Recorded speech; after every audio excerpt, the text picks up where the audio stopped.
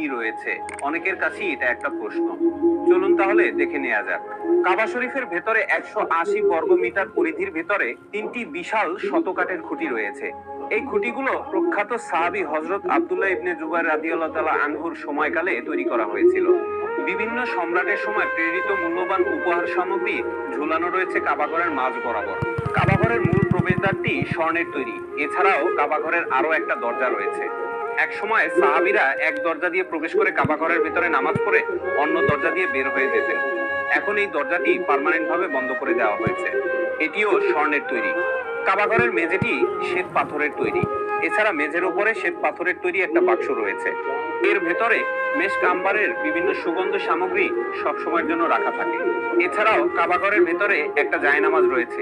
এখানেই মক্কা বিজয়ের পরে আমাদের প্রিয় নবী হযরত মুহাম্মদ সাল্লাল্লাহু আলাইহি ওয়াসাল্লাম নামাজ পড়েছিলেন। কাবাঘরের ভেতরে কি রয়েছে?